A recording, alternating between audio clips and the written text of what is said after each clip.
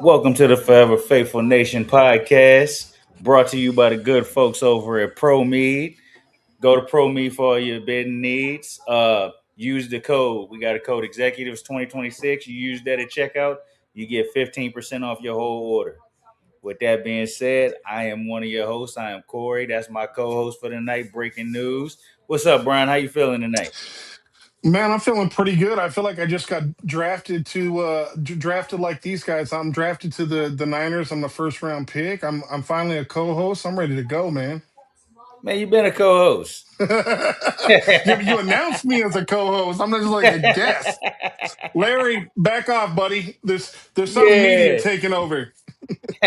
Yeah, speaking of LG, that's a busy man. We might see him tonight, we might not. If we don't see him tonight, he'll be back on the next one. Yeah. But we got a lot going on since the last time we was together. So the first thing I want to talk about, and I'm pretty sure all 49er fans got an opinion. Bunch of injuries. Another 49er season, another growing list of injuries. Okay. Um Should we finally freak out about these injuries, or is it should the fans relax? I want you to start. You always have me bat lead off. I want to hear your opinion because I know mine. My opinion is it's time to freak out, and I say it's time. I say it's time to freak out. You knew where I was going to go. I don't know. I You, don't know why you yes. knew where I was going to go. We don't have a history since Kyle's been here of not being hurt. We don't have a hit. When we are healthy, we go to Super Bowls. That is true. But more often than not, we're injured. Now, we'll say, I think it was 2023 where we had to cancel joint practices because we had so many injuries. And I think we went to the Super Bowl that year. So if you're going to have injuries, Do it it's in the better to get them. preseason. Yeah, it's better to get them out the way now. I got PTSD, man. Like, this franchise has been snake bitten since. This is the second run, I feel like, in the last 10, 15 years where we should be a dynasty, and something has constantly cost us. When we had Harbaugh, we should have won a couple. Kyle should have won a couple. We're snake bit, and the injuries aren't helping. And the more injuries to pile up, the more I got to hear about this damn substation. So I'm tired of hearing it. I wish they would move the practice facility. Even if you say there's nothing to it, it's in the minds now. You got enough money to move the practice facility. Get from where we are, and let's see if that helps. Because we've changed trainers, we've changed strength and conditioning coaches. It's it's a mess, and I don't know how to fix it. If I knew how to fix it, we wouldn't be here. Because I would have called and gave them the information. So how do you feel? Because you always the optimistic one. Well, you know what? I'm going to stay that way. So here's the thing I'm gonna say. There is a lot of injuries, no questions about it, right? We got supposedly 20 plus injured guys. The thing is when you really start looking at the injuries like Osa Odigizua, you look at Mike Evans, you look at Deshaun Stribling, which proven by the fact that he was back at practice today. A lot of these injuries are if this was game time, if this was during the regular season and it was, go time, let's say, these guys would play. We're talking about calf strains. We're talking about quad strains. We're talking about, things like that. We're not talking about torn ligaments. We're not talking about, I know with Juszczyk, I believe he broke a finger, but Yeah, things are different now, but I can, I'm old enough, and I know you are as well, old enough to remember back about 10 years ago when Patrick Willis broke his fingers and they literally just taped it up into a club and he went out yep. that same week and played. So I know it's a little different for a fullback because of how he needs to use his hands both in the pass game and the run game. But I'm just saying these aren't deal breakers yet. I think the biggest concern for me, and I know we're going to get to it, but the biggest one for me is Pearsall. That one hurts because I think a lot of these guys could have potentially been able to progress a little slower with Pearsall and Kirk and Mike Evans. But I think things are going to get a little more accelerated now because and I don't want to dive too far into the cookie pot, but I don't think Debo's going to have as big of a role as everybody believes. I would not be surprised at all if Deshaun Stribling is our number two wide receiver to start the year. And I know that sounds blasphemous, especially when we all know the only wide receiver I can think of that's ever started year one was Debo for Kyle. Yeah, yeah. So with that said, it feels different the way they talk about him. It's almost like they're trying to build the kid up, right? You're building him up. He's the only wide receiver, according to multiple people that have been out there, journalists, scouts, everybody, the only wide receiver that's out there that puts any kind of fear in the defense as far as taking the top off the top, right? Because he's big and physical, so you can't really play him like press, and he's got enough speed to blow by us. So that would be my thing. I think injury wise, we're okay. I think we're okay. I think the Pearsall one's the one, at least so far, that hurts the most. LG, what's up, baby? How you feeling? I don't know if he can hear me now. There you What's go. up, fellas, man? Hey, I'm At least he's remote. I'm here. in the car. I'm Wait, in the hey, car. What's blink up, twice if fellas? you can hear us. Hey, look, that show that dedication. That's that dedication, man. Hey, Wave if look, you can that's that hear us. dedication, brother. All right. Well, All right, so listen, Bro, he's so here for spirit. look, how that's the how you dedication. how you feeling about the injuries, man? Are we freaking out, or are we staying calm for now? We had over 20 the other I'm day. calm, Y'all always I'm calm, man. Don't nothing bother man. I'm y'all. calm, brother. I'm listen. Well, I calm, mean, brother. I'm you got to look calm. at what type of injuries that are number one. And you have to look at the fact that most of these injuries occurred in week one of training camp. That's pretty normal. I mean, we all played football here. Week one, you haven't had pads on, you haven't trained like this in, let's just say a couple months. We know some guys do, but a couple months, you're gonna get some stingers. You're gonna get a pulled calf muscle. You're gonna get, a tight quad, things like that. So, as long as we're not talking broken clavicle. We're not talking torn Achilles. We're not talking, MCL, PCL, things like that. Like, I'm okay with it because the reality is most of these guys were not going to get much run in the preseason. You know that as well as I do. Kyle, very similar to McVay. Kyle's a little bit more liberal, if you will, with it, but they just don't like to play their aging veteran stars a lot in the preseason. So I think you're going to see quite a bit of these younger wide receivers. There's a reason why they released Nick Sakel and brought in another O lineman because hey, we're looking for a swing tackle now that Vidarian Lowe's out, right? So you're going to see a lot of younger guys get opportunities. I just don't think we're going to see a ton of reps for the starters. They may get a series or two in game two or three, probably game two. LG, what you thinking about all the injuries, man? I know you say you calm. It's not bothering you. Mm, Y'all too cool for me, man. dude. So one of the reasons why I'm not really just tripping like that is because y'all got to remember there's still some good vets out there I'm not that hearing ain't nothing. signed yet. There's some good vets that ain't signed yet. So I'm not really tripping on that. We'll see what happens with the Sorry, guys can that you we hear him? got. Debo's back. Okay. Yeah, I got him. Debo's back. So with Debo being back, and I get what you were saying, Brian. Debo, he's not gonna be probably the number two receiver, but Debo knows that offense, and Debo is one of those guys where like you can use him in a multitude of facets, and we know how Kyle is when Kyle gets to cooking up plays. Kyle is gonna make plays that is conducive to the offense, whether we've had no quarterback and he schemed up plays with no quarterback, whether we have to scheme up plays with being short on receivers, and if we're short on receivers, then he'll cook up something for that too. So I don't think that the injuries are that big of a concern. And I'll be honest with you guys, if it comes down to it, would you rather run out a pros pro like a Keenan Allen? He's still a free agent. Would you reach out to D Hop and see what D Hop have left? He's been rumored to be connected to us for years. So I would be totally okay if we had to bring in a pros vet like one of them and build around what we got. I'm cool with it. But and I hear what you're saying, but it's though we the oldest team in the NFL, man. I don't want to add no. We're the oldest team. We're the most injured team. Adding older dudes ain't gonna help us.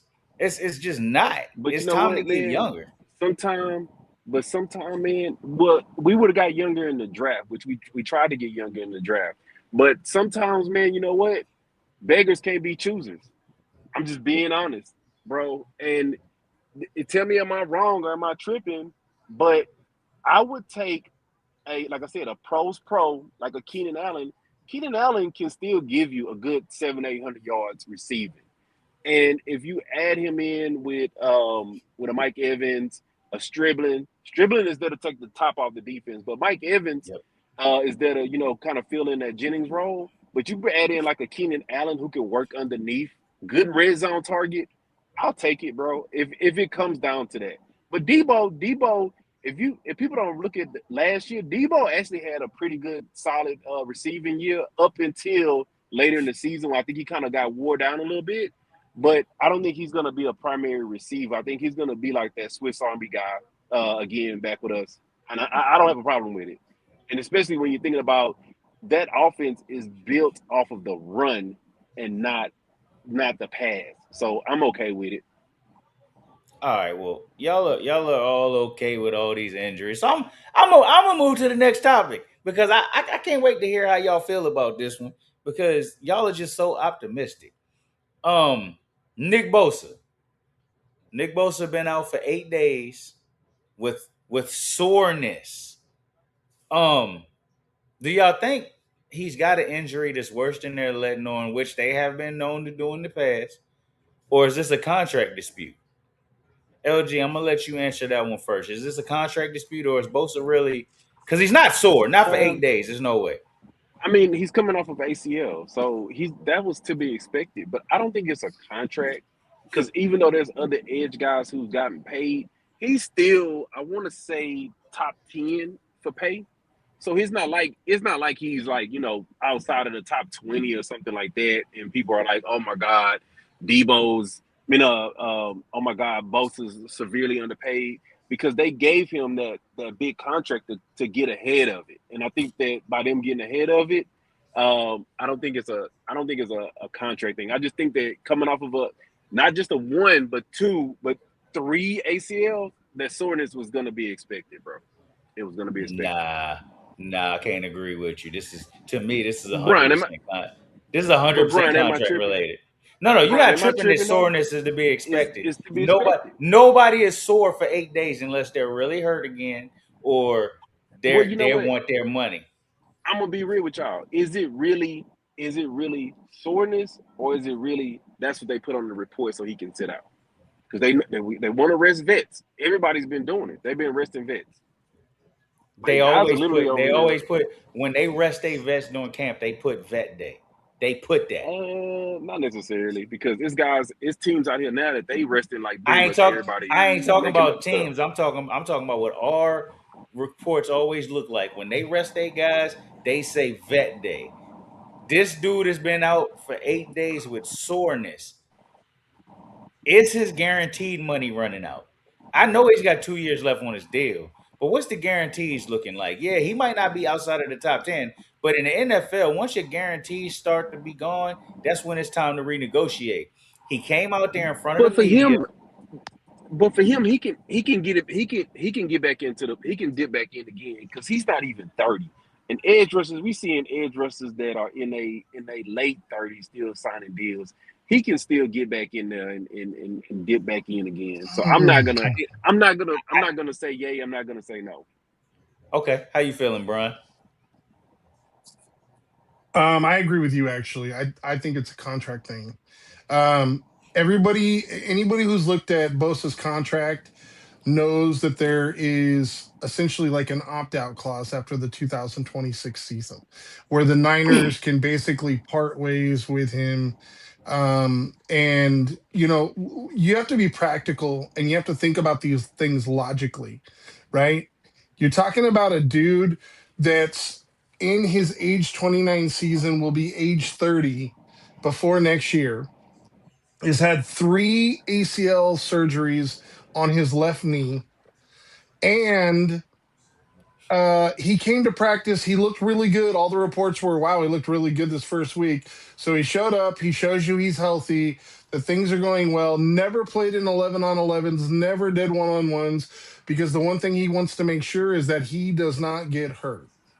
And I agree with you. Everybody knows the Bosas are shrewd negotiators. You know, I think the bigger story here, maybe with Prague out and us having a new negotiator, how does these type of scenarios play out? Because the reality is, we all know the way this would normally play out is this would drag on into like right before September 1st. He doesn't get any actual playing time. He doesn't get kind of warmed up, and then we just basically cave and give him everything he wants anyways. Yep. um I think the reality is the Niners have all the leverage, because even though there is an opt out clause after this year, there still is technically this year, 2026, 27, and 2028. So technically, you still have a couple years left on this deal. So the Niners have all the leverage here. They should not renegotiate right now. It makes sense for Bosa's perspective, but I need to see the wear and tear on you and your body and your knee over a 16, 17 game season before I'm willing to negotiate any further. We know that Miles Garrett body can hold up to a 16, 17 game season. I need to see that from Bosa, and I need to see it at an elite level. I tell you where I disagree with you.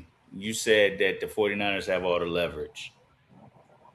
I don't agree with that. Simply for the fact that we saw last year without Bosa, we got zero pressure all year. Bosa's got And leverage because they didn't right, do anything to address that. right, but what? Okay, so we got zero pressure. Agreed. We were lowest in the league in sacks. Agreed. Yet we made the divisional round in the playoffs. So, you know, for the fans out there, and I know that there's some, and Corey, I'd even put you maybe in that bucket, because like when we talked about the Trey Hendricks, like right now's the window. You gotta do this. Well, you have to also understand that when you make moves like this, like when you sign a guy that's coming off his third ACL injury to, a 5 year deal to try and extrapolate that cap, and he's going to want 35 million per year because he's only 29, maybe even 40 million per year. It's just bad business when you still have 3 years left. It just No, is. I know we have I made agree a with you. bad habit. I know we have made a bad habit in years past, paying guys like Trent Williams when they still had money on the books, paying guys like Christian McCaffrey when they still had money on the books, paying Brandon Ayuk when everybody, including LG, was like, I don't know, we should pay this guy. Like, the reality is that I think part of the problem here is the Niners have always tried to take care of their own, but I think we need to do a better job of realizing when it's time to cut bait. The one thing I would say that Bill Belichick has always been better at than everybody else was realizing when it was time to cut bait. And he would cut a year early rather than a year late. You look at guys like Vince Wilfork, they got traded. Richard Seymour, they got traded. Oh, they were great the first year, and all of a sudden they disappeared because he would trade them a year early rather than a year late. This, unfortunately, may be that scenario. You're right. He has leverage. I'm not saying he doesn't have any leverage, but what I'm saying is you're coming off another ACL injury. There's no way I'm Hey, paying breaking you news. top five defensive end money without seeing live game speed action at least 4 or 5 weeks. In my opinion, nothing should get done until at least like week 5 or 6. Go ahead, LG. I Go was ahead, gonna LJ. say, and I kind of agree with. I'm kind of siding with breaking news, where he has some leverage, but this is the problem, right? For me, he has some leverage, but how many edge rushers have we seen get traded within the last year? A lot. And even though he may say, "Hey, I want more money, I want more of this," and we've talked about it to ends on ends. If you were in like Lynch's situation and you said, "Okay, now let's go back and revisit the Bosa trade," would you take Bosa coming off of what is this, a second on the right and one on his left ACL, Mhm. or would you take a chance with Crosby with a degenerative knee? But you tell the Raiders, hey, he's under control, but you can get from underneath him in 2 years. Where you stuck with uh with with uh with Max. I would revisit that trade, and I would even do a 1-for-1, maybe throw in a little capital. Like I said, it's probably a couple of other edge rushers out there that are coming up for big contracts. I would at this point, I feel like he's definitely tradable, and he doesn't really have leverage. You're coming off of a ACL injury. You're three ACL injuries into the game. At this point, I wouldn't even be mad if we moved on from him. I wouldn't even be But mad if we took the approach of just moving on from I it and we'll address it down the road. I'd go get Crosby since he's out there beating up Kirk Cousins right now. I He's mean, definitely I'm trying. saying He's definitely trying. if you thinking about it from that standpoint, and it's like everybody knew they was not gonna they didn't plan on him being in their long term plans anyway. But you trade a guy like Bosa and say, look, we get it. Crosby wasn't in your long term plans. We're gonna trade you a guy who you can move on from in a year. The problem is Bosa's not tradable right now because of everything you said. Three ACLs. He Ain't is. nobody touching Bosa. Ain't nobody I touching Bosa mean, until he but shows oh, if something I on you don't. the field. or The if you same gotta reason why y'all nah, don't want to pay him. his production is there. And like think about it, Corey, and I'm putting this on your brain right quick, right? Nobody thought Miles Garrett would get traded. There's a A trade difference. is Miles doable. Garrett. No, A that's trade there's is a doable. difference. There's a difference. Miles Garrett was. I'm saying Nick Bosa. Ain't no team gonna give you anything for Bosa because of the three ACLs. Miles Garrett's the best But defensive player in the but league. but if you have a guy who you know is coming up for a big contract and you do not want to pay that guy, we've seen it numerous times where guys are coming up for a big contract and they get moved because the team does not want to pay them. I would much rather pay a guy who won a big contract right now. We got cap space. Throwing some big bonus in right now, you know, do whatever you got to do. But I would much rather take a guy that's an edge rusher and say, hey, you know what? We got to pay him, but he doesn't have the knee problems. Or I'll even go even further with you guys, and you guys are gonna think I'm joking. If if Bosa is at the point where he wants some unrealistic contract, ship him out of here. Let's get, a first and a second for him or whatever we can get for him. And let's address the pass rush next season. Because I'm kind of like, we didn't have one last year. We made the playoffs. Because right at this Yep, point, yep, if you're talking yep. about getting younger, you trade assets to get younger. And he's an We're asset, and we can get what we can get from him. But y'all keep talking about we made the playoffs. don't The say we goal is all not don't. to. You said Don't. you said you said it. You said I it early. okay. You I said did Don't we say pander. didn't that. have. You I said we did had say that. I fresh. thought you We were going didn't to have. talk about what he was saying. I'm like, No, no, I'm not no, on no, that no, train. no, no, no. But we can't go off the fact that we made the playoffs last year because the goal is not to make the playoffs. The goal is to win the chip. Like Yeah, but Yeah, in but you if order to got. I'm win, saying, but in if order to he, win the, in order to win the championship, you got to make the dance, right? Like if you yeah, don't make it to the dance, to actually dance, if you're sitting on the sideline, then you have no shot. The people who yeah, make it to the dance have an opportunity. We can say, oh well, it's not as good, and you know what? I would even agree with you. Listen, I don't think there's any way in heck that we beat the Rams if we do not have a much better pass rush than last year. Because I'm not even talking about anybody else. I'm just talking about getting through our division.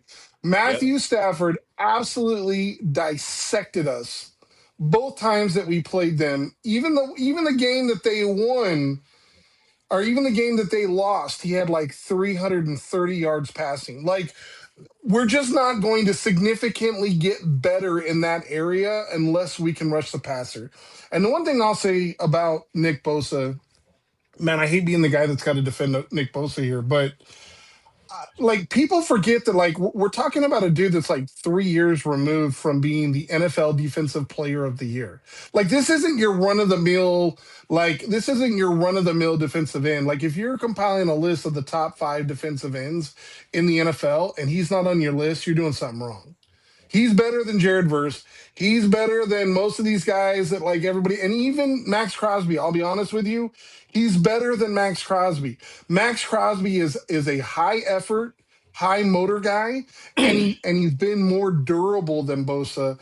But if you're talking about getting to the quarterback, if you're talking about elite technique and solid against the run, Nick Bosa is really, really good. We just have not given him any help along the way. That's just the reality, guys. And that's the issue. We've never given Nick Bosa help. If I'm the 49ers, I go to Nick and I try to get him to take 30 to 32 for the next couple years, and I get this done. I know the 49ers are gonna cave.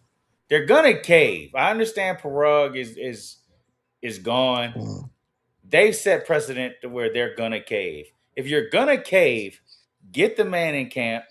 He showed the media. There was a reason why he showed the media he could go and he looked healthy, so that they His could put the pressure on him. his base salary. The problem with that though is his base salary for next year is 32.6 million. What's his Right? guarantees though?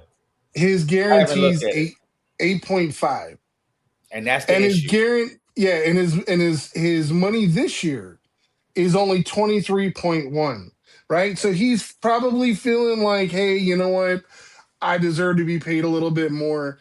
But, and I'm not even saying he's not, but part of that you have to look at is, everybody wants to discount the signing bonuses that they Hey, get in the fellas, beginning of these my contracts and just be like, it's a little light now. Well, yeah, because you got $70 million up front in the first 2 years. So all I'm saying is, I think coming off of 3 ACLs, this is what I would say to him. Nick, we think you're a franchise cornerstone. We think you're absolutely worth every penny of the 30 of that. You want to be paid like a top 5 defensive end? We'd love to pay you like that. The reality is though, we need to see that you're going to stay healthy throughout the season. Let's get together in the offseason and we'll hammer out a top 5 contract to have you retire a Niner. But the You know reality better. is, but the we'll reality figure it out then. is that if you look, he was drafted the year before Sidney Crosby. Sidney Crosby. I just changed sports on you boys. He was drafted the year before Max Crosby. Yet Max Crosby's played like 25 more games throughout their career. And that's because Nick has a hard time staying healthy. Bottom line, we're not saying Yep. you're not good, Nick. You got to prove it. That's where we're at. Hey, We're in Missouri, baby. Show hey, me. fellas. My bad, Brian. I had to interrupt you, man. Hey, fellas, y'all boys hold it down. I'm about to get out, man. Hey, y'all hold it down, man. Not a game. Bang, bang. I'm out, bro. Y'all hold it down the rest of the show for me. Yes, sir. All right. All right. So his guarantees, though, like you just said, he's at what 8 next year. The guarantee. I understand what you're saying about the signing bonus, but the way the NFL works, yeah, they get those signing bonuses, they get those guarantees, and as soon as the Trent Williams just did it, once the guarantees are gone, it's not about the yearly average. It's about the guarantees. He needs guaranteed money. I don't care if you just give him guarantee. Don't extend him. Just add some guarantees to the contract. Give him some incentives. But we're not gonna do any. And I agree. Nick Bosa stays hurt. I don't trust Nick Bosa to be healthy. Problem is Phenomenal when he plays. He would just exactly. it's a coin flip. Like it's kind of like Brock Purdy. Listen, I love Brock, but like the reality is, when Brock's healthy, I'll say it whether the fans love it or not. Like he's a top 10 quarterback, plain and Yep. simple. But if you're factoring in durability as well, like I can understand why some people might say, hey, you know what? I've got him at 12 or 14 or whatever, because I mean, literally, some of the biggest games that we've lost, it's because he got injured or he wasn't available or, NFC championship game against Philly, not his fault. And I don't want to even make it seem like it is, but if he's 6'5", 230 pounds like Ben Roethlisberger, maybe some of these hits don't cause the turmoil and the damage that it does when you're 6 foot, 195 pounds. You know Yep, what I yep. mean? But that's to me that's the like you said when he's on the field, he's Nick Bosa's great. The problem is you don't pay him, you're not gonna have a chance to get him on the field because, like you said earlier, the Bosas they're not gonna play until they get their money. That's just what they do. Hell, his brother did it in his first contract. I So it's get it. like so you got to figure out a way to do something, or Nick's not gonna be there. And it was strategic of him showing up, letting the media see him. That was done on purpose. Absolutely. And I remember vividly, and I'm sure you do too. I remember reports like, man, Nick Bosa looks really good, like Yep. week one. But I kind of think in the back of my mind, and listen, maybe this is just me always being optimistic, Corey. But I remember years ago there was a guy in New England named Drew Bledsoe, and he went down, and literally all the fans were like, "Oh my God, the season's over, all hope is lost." And there was this backup. His name's Tom Brady. You may have heard of him.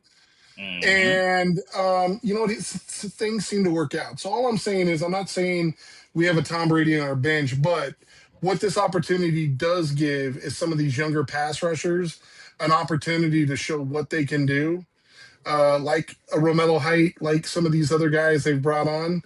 And you know what? Potentially, maybe some of these problems figure themselves out. The bottom line is, like you said, if they cave and they give the man, pay him the bag, then we just don't have enough at defensive end. Period. Yep, yep. And I think that's been the big thing in the off season. We none of us felt like we had enough of DN with Bosa. So without him, Yeah, I feel like it's going to be an issue. But speaking of injuries, this isn't on our list. News came out a little before we hopped on that they're pretty optimistic George Kittle's going to play Week 1. Do you play him Week 1 if you're running things? I would not, Me. because what I read, and I don't know if you read the same thing. The first sentence of the article said they were going to be cautious with George and not play him in the preseason, but they're going to play him week one. And I'm like, In so, Australia, so, long flight. so, yeah, but I'm like, so the man's not going to have any live action, like 11 on the. And I'm not talking about even going against your own guys when you're wearing a blue non-contact jersey. I'm saying preseason game. You can get rolled up on, you get pushed awkwardly, you're getting hit. I think they need to be a little bit more cautious with George, because listen, whether we win or lose versus the Ram doesn't make or break our season. What makes or breaks our season is having our star players available for 90% plus of that year. Yep. I agree. I saw it. I wanted to get your take on it. I think it's crazy to put him on that flight all the way to Australia and have him play Week 1. Have him there, man. But I'm telling you right now, I'm not even letting him have pads on when he walks out. I wouldn't I'm even not let even him giving fly. it. I wouldn't even let him fly because we know Kyle at this rate. If George gets over there and the doctors cleared George, Kyle's gonna let George play, and I don't even risk it. All Yeah. right, And you so know what? He could be fantastic, but the bottom line is sometimes you got to weigh the risk versus the reward. And if we learned anything last year with Brock Purdy, clearly they brought him back a week or two too early, and then he had to go and sit out a couple more weeks, and Mac Jones started a few more games, and yeah, he won one, but he lost one. Maybe things are different if we let Brock actually set out the amount of time he needed to and came back.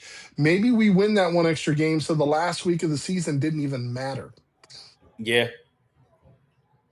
All right, so 49er fans went crazy a couple 2 weeks ago or so.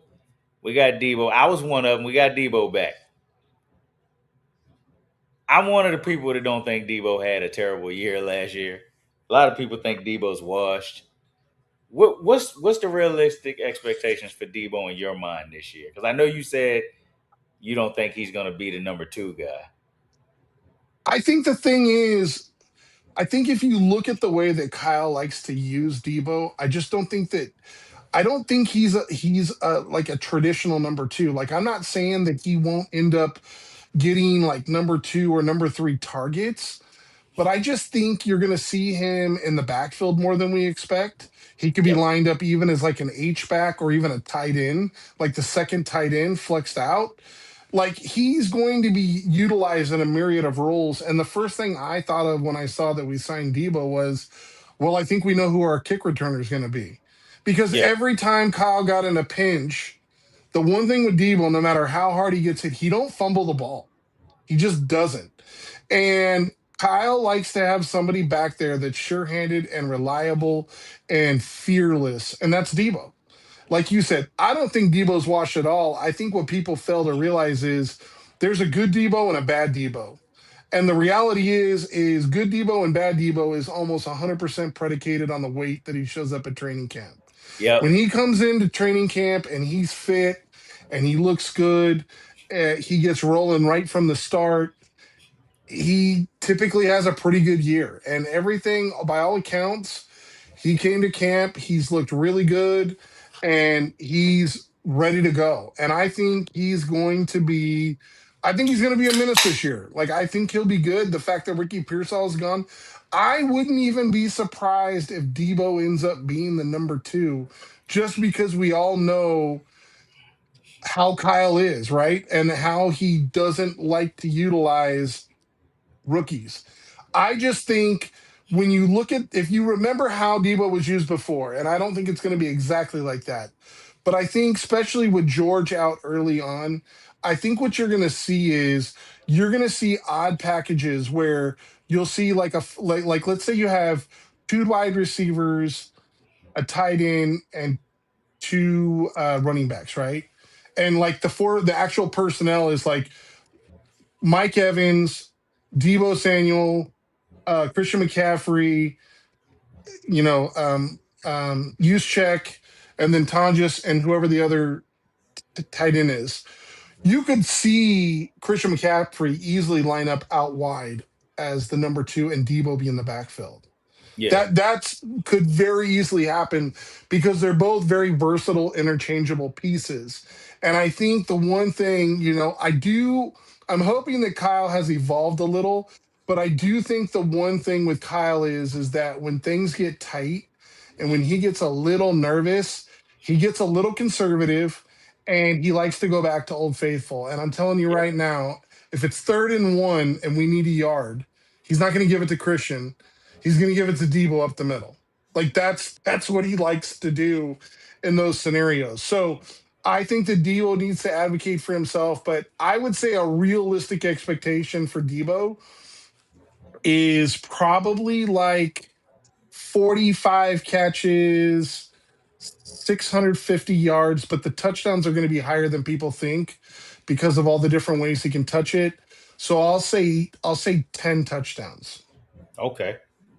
Yeah, that's around the numbers I'm thinking. 650 receiving, but I'm thinking 300 or 400 rushing. I think Debo can get us 1,000 total yards plus the return game. Yeah, and I'm I mean not a big the reality is, Corey, is even if you cut those numbers in half, let's say he gets us 600 total yards and he gets us six touchdowns. I mean, the dude cost us $4 million, yeah. and Yep. and he's literally one of the guys, along with Trent Williams, that's kind of the enforcer on the team. Our offense, outside of Trent, lacked a lot of physicality when Debo left, and I do think bringing him back, like I told you, just like I talked up over and over again about Dre Greenlaw bringing a certain mindset to the defense. I think Debo brings that mindset to the offense. It's contagious. He breaks tackles. He's always fighting for the extra yards. He's never a guy that's just going to take the easy walk out of bounds. He's going to get the extra half a yard and initiate contact because that's just who he is, right? And it becomes infectious, and the younger guys see that and they start doing it. And all of a sudden, you know what? We're back to being the Yak Bros. Like part of that is a mindset, and I think that Debo has now went from being the understudy to more the mentor to potentially some of these younger guys. I just think Kyle's going to use him a lot more than we we want him to. Hey, and you know what? Like I said, I'm not even opposed to it. I just like I said, I just need them to be more creative. I don't want to see the Trey Lance, Debo Samuel. We're gonna hand off into an RB dive with a wide Yeah. receiver. That doesn't make sense to me. Like if we're doing traps and potentially there's some running lanes, or you're going to flea flickers, or you're going to do tunnel screens, or you're going to do end arounds, things like that. Yeah, I'm all for it. Like give him his 5 to 7 touches a game. Like I'm good with that. He's always been a good player for us. But the reality is we know as good of a player as he's been, he's limited on his concentration in his hands. He's not really a deep threat. He's more of a give me the ball within 5, 10 yards of the line of scrimmage and see what I do with it kind of guy. Yep. Yep. And hopefully he's still that. Like I said, I watched him last year because I'm in this area. He was good for the Commanders. He just didn't have a quarterback. I Yeah. mean, you playing with backups all year, it's not going to look the greatest. Yeah, I think he had like 780 yards Yeah, or something like that. you give us He's you give us 700 yards. That's a steal for yeah. what we paid him. I'm telling So you, if we even hit close to what we talked about, if he gives us even 600 receiving yards and like 5 or 6 touchdowns, we struck gold. Because that yep, means he's right in the sweet spot where we need, which is probably like a number 3 or 4 wide receiver option. yep. All right, so we talking receivers, we talking Debo. We lost one, and I mean, who wouldn't have seen it coming? Pearsall's out for the year. Who steps into Pearsall's role? Who takes Pearsall's numbers? Who gets that production this year? So I might be being overly optimistic, and I know that me and you talked about this, but I think the person that's best suited for it, because the reality is he was supposed to be the number 2 on the outside opposite Mike Evans. Yep, And I just think the person who is best suited for that role that can handle things like press, physicality, and is also a really good run blocker, because you got to think about all those things when you're making the selection. I think it's Deshaun Stribling. yep, Now, we all know how Kyle feels about starting rookies, but the things that I look at is listen, when somebody's doing really well and all the reporters say all the right things, like, man, this guy looks really good. And then they'll be like, hey, Kyle, or hey, John, or, hey, Chris Forster, like, what do you think about these guys? And like, he's all right. He's coming around. Like they downplay it. I take note of that, but everything these guys have said has been very glowing. Oh man, he's so mature. He's wise beyond his years, this and that. So it makes me feel like they're building this kid up for something.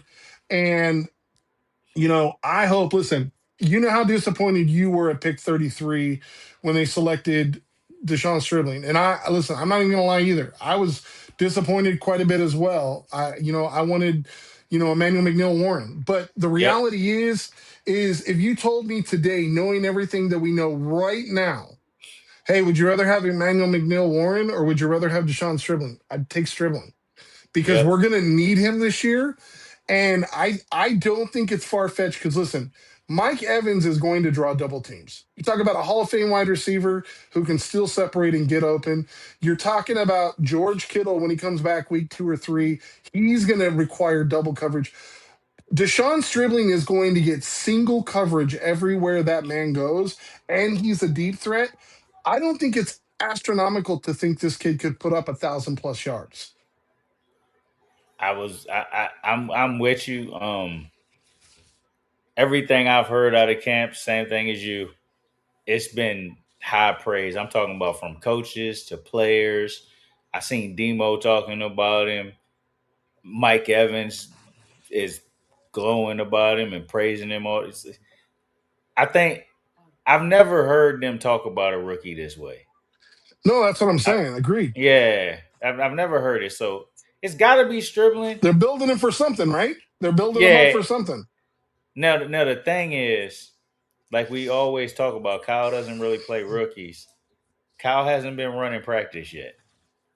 So Stribling's But getting all this run with the coordinators and So can Kyle come back and be like, you know what?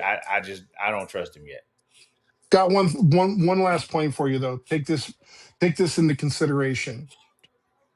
The national media, the draft community, everybody killed the 49ers for selecting Deshaun Stribling at pick 33. So much so that Kyle had to go on the Rich Eisen show and basically explain why they chose him and that they were actually considering him before that. And they were like, man, we just can't let this kid fall any further.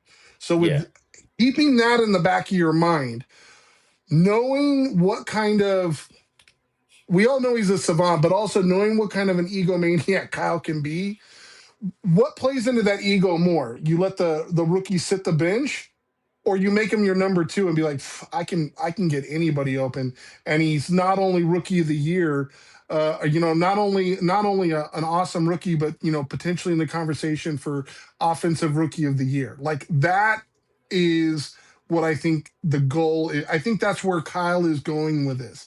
They went so outside the box in the selection that it would almost be a slap in the face now to be like, yeah, you know what, he's not ready. We're gonna make him our number four. You know what I mean? Like yeah. they have to hit this one. And like you said, Kyle's got an ego, which is good. But if Stribling struggles early, we all know Kyle don't have patience. Fair So, enough, but all rookies struggle at some point, right? Whether it's early or later on. But the one thing that's going to get him through is everything that I've seen, and I'm sure you can attest to. The kid's got phenomenal hands, yep, and he run blocks with the best of them. Like run so blocks. all the Yep, video, oh my God, all the videos I've watched, I mean, pancaking DBs. So that will get you on the field with Kyle, even if your stat line is one catch for 5 yards. If you can block and Christian can make it around to the outside, yeah, I'll start you. That's what Kyle thinks. Because for him, most people, the running game sets up the passing game. In a lot of ways with Kyle, the passing game sets up the running game. yeah. I can't wait to see it. He's got a tough test week one. If he can go out week one and play, I ain't saying play great, play decent, the leash gets longer.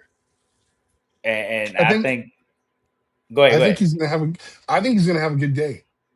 I really do. I think Mike Evans and him both are gonna have really good days because the one area that the Rams, and I know that they've tried to address it a little bit, they're good on the outside, right?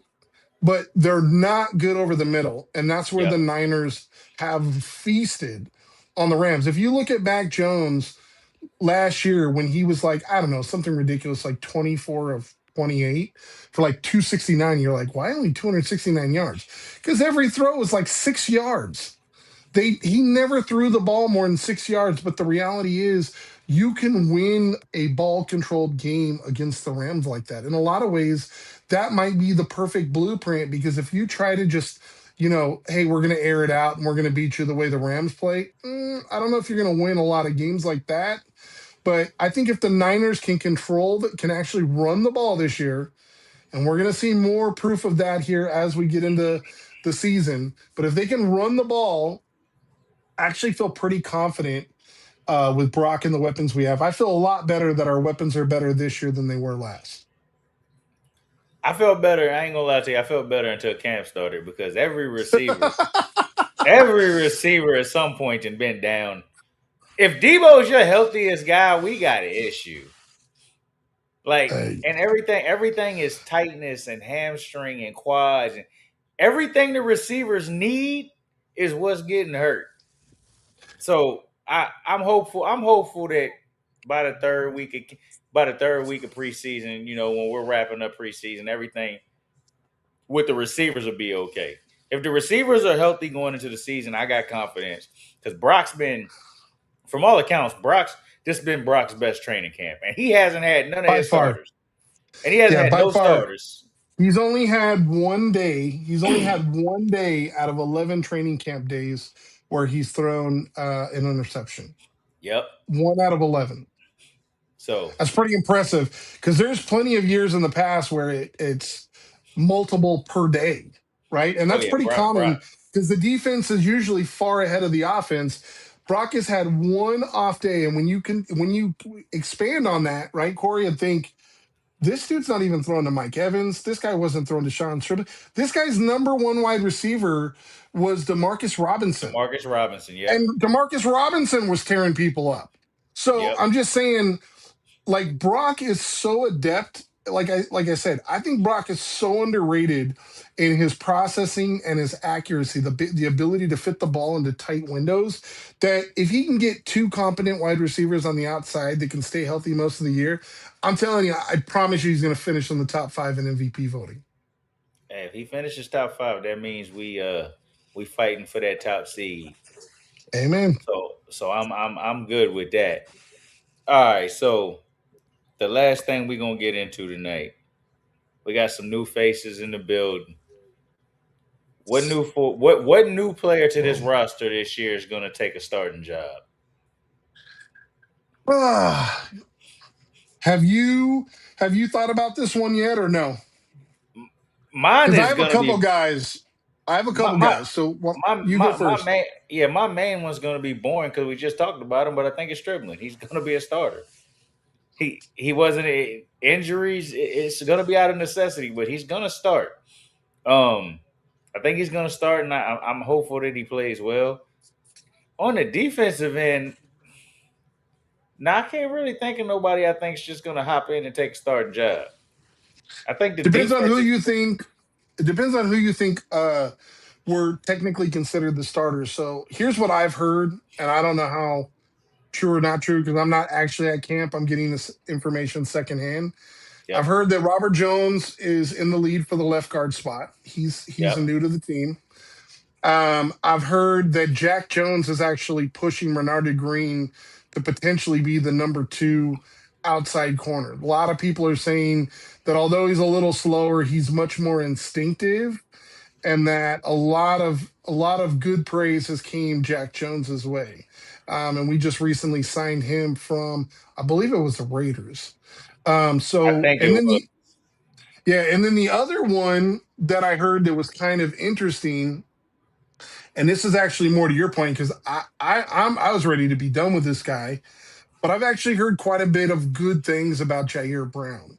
And my understanding was going into the season, it was pretty much kind of tabbed to be Malik Mustafa and Marcus Siegel. And everything I'm hearing, Siegel's actually kind of earned his right, but they're actually talking about now Jair Brown might be creeping up on Malik Mustafa. And Mustafa Ja- might not be the one that's set in stone to play strong safety. It might be everything Jair I Brown. everything I've heard so far has been Jair Brown's been the starter every day. Yeah, So and Mustafa hasn't been in the starting lineup from what I've heard. So right. That's what I'm saying. Yeah, Jair Brown, not new to the team, but I thought I'm Right, but like you. I was a new done with him. starter. Yeah, Yeah. I thought I was done with him too, but apparently Raheem likes him because he's been out there every day with the first group, and he Well, and hasn't I been getting think torched. part of it too is right. You have to understand different schemes ask different things of different position groups. And one of the things that's super important to know is at his core, at his root, Robert Sala is a linebacker coach. He Yeah, he was a linebacker coach. He was a linebacker before, when he in his playing days.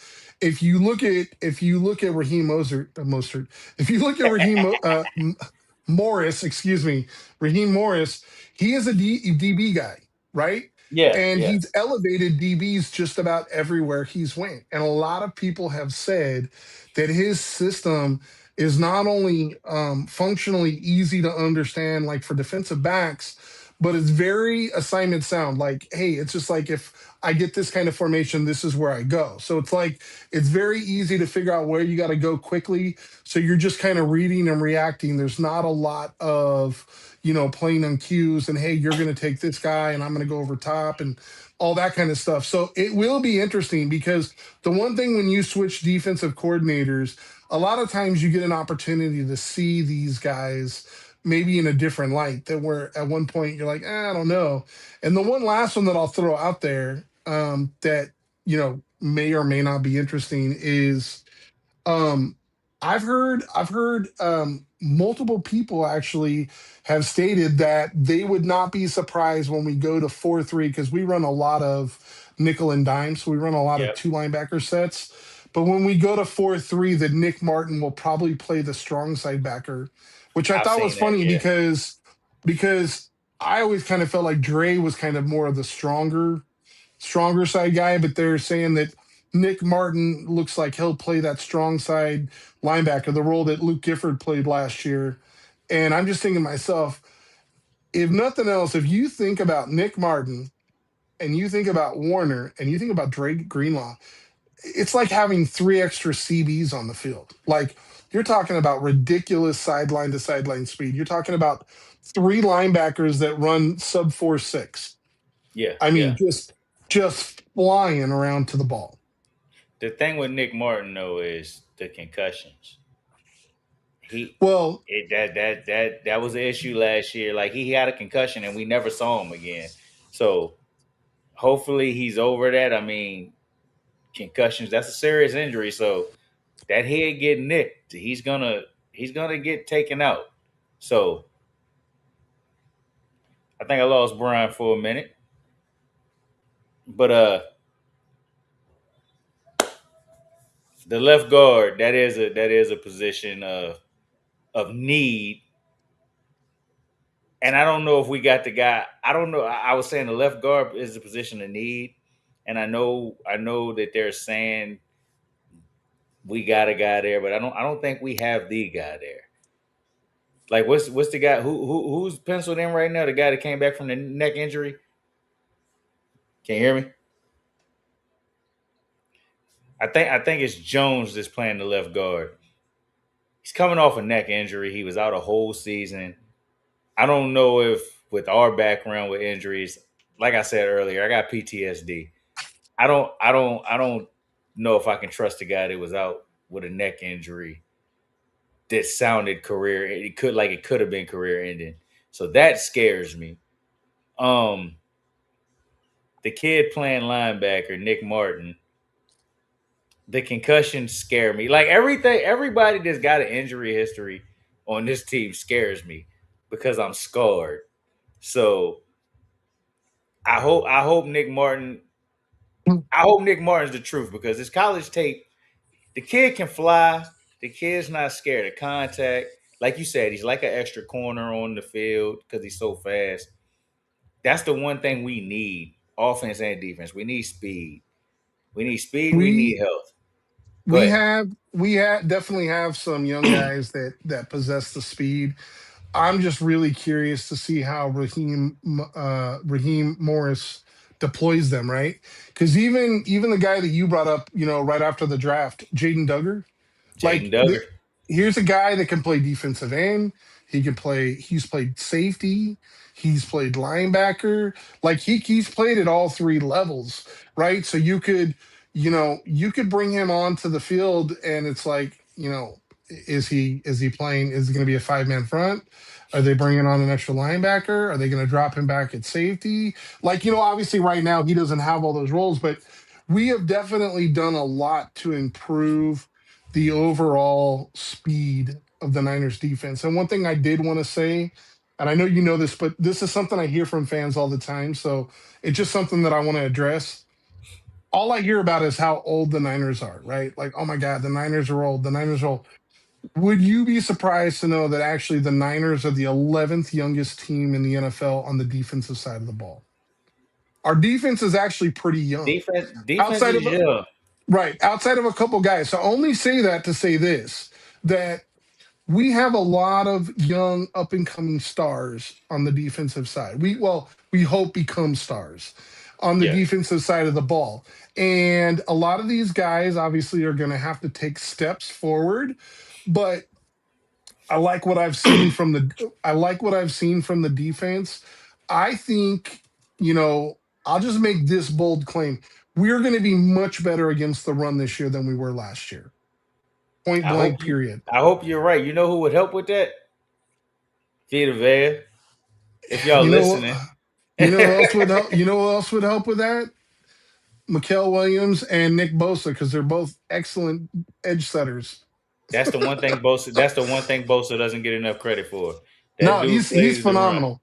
He's Yeah, he phenomenal plays at the it. run. Um, And go ahead, go go ahead, go ahead. ahead. No, no, go ahead. No, no, go ahead. I was getting ready to ask you about the So first preseason game. So go ahead, so and then I get to that. yeah, so I just think that when you start talking about like age and like hey what's the expectation and like can this team get better, like not only did we bring in stars on both the offensive and defensive side, but remember we had a lot of young guys, and I know we've talked about this, but like I think people undervalue or underappreciate how many young players got meaningful snaps, not only just in regular season, but also in the postseason. Guys that were just trying to figure things out last year, like Siegel, like Upton Stout, right? Renardo Green, an extra year older, if you will. Nick Martin. Remember, he had a game where he had 13 tackles, Yeah, you know? Tatum Bethune, like he filled in admirably. He's not much of a pass defender, but filled in admirably for Fred Warner. So the point being is we have all these young guys now that have got an extra year of experience under their belt. And you know what? If I can't call out, cool little things without talking about, Alfred Collins, peanut punch on the 1 yard yeah. line against Kyron Williams. So the point just being is I firmly, like we've talked about this, and I said, hey, if we could just be top 15, I think it'd be good. I think that the Niners are going to be right around that top 10 mark. I really do. 10 to 12 defensively. And I think our offense is going to be top 10. I think our offense is going to be better than people expect. And I really like what Kalon Black and Yeah. Jordan James add to the equation. I just hope that Kyle and Bobby T actually use all of our horses in the stable and not just one while the other ponies eat alfalfa. They have to, and that's the thing about Debo being here. I think that takes touches away from Black and James. So hopefully Kyle get. The problem is Kyle doesn't want to ever pull Christian out, and I'm hoping Christian this year is smart enough to realize, look, I'm older. Let these guys take some of the loads so we can get to the playoffs healthy. Because Black's gonna be a player. I think Um, so. I think he's gonna be a player. But with that being said, what are you looking for seeing in this first preseason game? Because we're not gonna talk again before then. Yeah, I think the biggest thing, Corey, is a little continuity and consistency, right? Like we're not looking to move heaven and earth. What I'm looking for is on the offensive side, how does and I'm going to just stay in the trenches. That's where for me the games are won and lost. On Yep. the offensive side of the ball, how well do we do holding up on the offensive line, particularly on the interior, because I don't think he's going to play. But remember, Titans have Jeffrey Simmons, like one of the Yeah. best top five defensive tackles. So even if it's not in the game, joint practices, be paying attention to all that stuff because whether it's Pooney, whether it's Robert Jones, I want to know like how these guys are matching up with top tier talent. Number two, do we create a pass rush? We know that we got a younger quarterback on the other side of the ball in Ward, whether it's Romello Height, whether it's OC, which by the way is back at practice as of today. So Digizua, like I mean, who's also looked phenomenal from all camp, correspondence. OC Digizua's looked phenomenal. So can we get a pass rush without Nick Bosa consistently? That's what I'm looking for. Defensively, can we get a pass? Can we get a pass rush consistently? Offensively, can the offensive line hold up? Those are the two biggest things for me right now. All right. So you What you about kept you? it you kept it strategic. I'm looking forward to Black and Jaden Duggar. I don't Okay. I don't I'm not look I mean it's the first game of the preseason. Hopefully, the offense looks good. The offensive line is protecting, but it's all backups. I want to see Okay. what Jay. I want to see how Raheem Morris is planning on using Jaden Duggar because I was excited about that pick, and I want to Yeah. see Black because I'm as much as Did you watch a lot? we Did you watch a lot of Keelan Black before? Like he was drafted, like when he was when he was with Indiana. No, I didn't. Dude, I will just tell you during the process, I fell in love with the kid because he runs so low to the ground. He kind of it's funny because they have very different physiques, but he kind of reminds me of like you remember Jamal Williams? Yep, Or I'm yep. sorry, Jamal Lewis. Sorry, Jamal Lewis. Jamal Lewis. Yeah, yeah. From yep. Remember, like big guy, but he had like super light feet. He even had a year he went like 2,000 yards. Like I don't know why, but Kalen Black reminds me of him. He's not a big guy. Kalen's not nearly as big as him, but the way he plays is so powerful. And the thing that I noticed, if you want to know who Kalen Black is, and you only have time to watch one game or one highlight, watch the Senior Bowl. And I Okay. say that because he goes in there, and I can't tell you how many times they'd be like, hand off to Keelan Black up the middle, and he gets hit like within a yard from the line of scrimmage and continues to churn and get an extra 2 or 3 yards before it falls down. And this happens literally time and time and time again. He never goes down on initial contact. He always is fighting hard for the additional yards, and he absolutely makes his money where the dirtiest of the dirty live, which is in between the tackles. I mean, the dude's a monster. Well, I'm excited. I'm excited to see it. And like Yep. I said, when we did our draft recap, my favorite pick was Jaden Duggar. So I can't wait to see how Raheem uses him. I hope he does sort of like we were talking about, use him everywhere because he's played all three levels. He's huge. I seen a picture of him in the Yeah. linebacker line. Ridiculous. He didn't he looked like he was a DN He kind of playing looks with the like linebackers. Aldon, man. He kind of looks like Yes. Aldon Smith. Like Yep. his wing, I don't know what his actual wingspan is, but I feel like that dude could like scratch his calf without leaning down. Like his wingspan is incredible. The picture was ridiculous. I seen him, I seen Fred Warner and the boys, and I'm like, yo, he don't belong in that line. So hopefully, hey, he might be a steal as a pass rusher. We hopefully we find out a little more about him because from camp I haven't really heard too much about him. They so I haven't heard a lot of reports about him. So hopefully I get to see a lot of him. I think And, he's going to and, end up being a blitzing linebacker, is what I think. I think and, he's going to and make his money as a blitzing linebacker. He'll come in 4-3 situations, but he'll be able to, play that star role. He'll be able to yep, rotate down to a 5-man front and not have his hand in the dirt, kind of like a 3-4 outside linebacker. And he can either rush in or he can cover a little bit and drop into a zone. And that's where I think he's going to end up making his money. And I think he'll be pretty successful at it. Like I don't think it's like out of the question to think that he could have 5 or 6 sacks this year.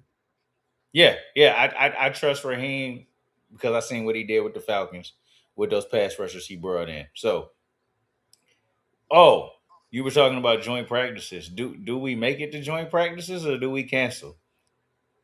I think we're gonna do the joint practice Okay. because you got to remember 2 things. Number one, it's against Robert Sala, right? So Yes. they've already scripted how they want this thing to go. They've already, I'm sure, talked and said, hey, this is the looks I need you to give me. This is the looks I want the Niners to give me. Here, I need you to practice rushing outside to the left. Like, this is a different joint practice than normal. This is like you and your best friend each are a head coach and you're trying to iron sharpens iron, if you will, right? Like there's not trying to like win joint practice. These guys are literally trying to improve their individual teams, but jointly. Like that's what it feels like to me. And I absolutely think you're going to get joint practice. And I absolutely think you're going to see some weird oddities. Like you're hearing it from me first. Like the first team, and they'll be like, hey man, like Jaden Duggar is playing defensive end with the first team, right? Because they might maybe Kyle said, hey, I want to see what this guy can do against, you know, and legit NFL tackles, or hey, we're gonna put, you know, Prysock, right, the kid from Yeah, Washington, yeah. we're gonna put him as a starting corner opposite of Diamador Lenore. Like you're gonna see some oddity type stuff. Just understand that this is them tinkering to see how people do in different situations. Well, when we get those reports, people are gonna lose their mind one way Oh or yeah. another. So What? What do you mean yeah, Keelan Black is now the starter? yeah, it's gonna be a fun preseason. I don't usually look forward to the preseason. This is gonna be a fun one.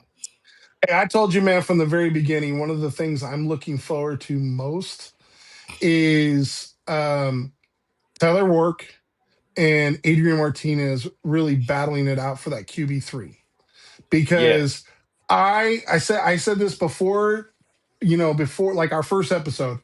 I really do believe that Mac Jones is gone after this year. I just think yeah. that they're going to be able to, somebody is going to offer him $25 million a year. He's too young, too talented. There's never enough quarterbacks to go around. We'll get the compensation third, but we're going to need a quarterback to back up Brock Purdy moving forward. And who's that going to be? It's probably going to be the winner of this battle because the other guy's going to get cut. I don't know. I don't think the backups are on this roster.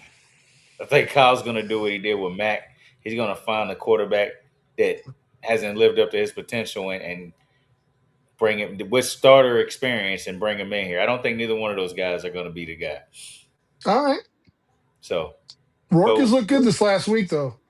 I got to see in the preseason. And now that you brought That's now that you right. brought it That's up, right. I can't wait to see him against competition because he was out all last year, right? He was. He Yeah. was. So, And he was the quarterback for Indiana last year when they yep. were kind of good for the first time. Well, let's see what he looked like coming back from injury with live That's bullets right. flying around him. So, Yeah. but with that being said, hey, it's only two of us tonight, so we didn't go the full hour and 30 of arguing because LG's not here to say something crazy. So get us out of here. All right. You know what? I just want to say thank you to the Executive View Network, to our boy Sirius on the switchboard, to my man Corey holding down hosting right now. Really appreciate all the people that make this show happen. And obviously, first and foremost to the fans, we appreciate you guys listening in. We appreciate the interaction, the thoughts, the messages that are sent. Continue to do so. If you have specific topics that you want to hear about, feel free to do that. And check in on our socials: Facebook, Twitter, or as the kids call it, X. Check all the platforms, even TikTok. Like, we have the executive view on all those platforms. Reach out to us, become friends with us, so you know when the show's available. And I'm getting older, so my mind's a little fuzzy right now, Corey. But I'm pretty sure you can get some merch from somewhere, and I'm thinking about going to get some. Where can I get some nice merch? You go to the executiveview.com. We got all the links there. You can get your WWE merch, your NFL merch, your MLB, Okay. whatever you want, we got it. So All go right. visit the site.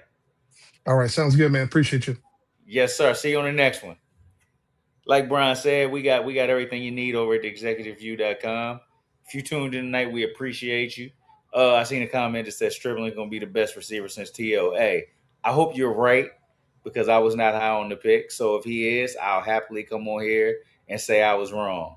Um, Go check out our sponsor, ProMe, for all your bidding needs. Like I said, Executive View 2026. That's our promo code. Type that in. Let them know we sent you. Get 15% off your whole order. Um, we appreciate y'all tuning in tonight. We got the Total Sports Show tomorrow. The guys will talk about a little bit of everything. It might be heavy NFL since we in training camp, but they're going to touch everything. And then Wednesday night, tune in for the wrestling show, WWE. If you a WWE fan, come holler at us, come check us out. You're gonna hear some arguing, you're gonna hear some debate, you know, but it's gonna be a good time. So come check us out. Until then, we'll see you on the next one. Like always, bang bang Niner gang.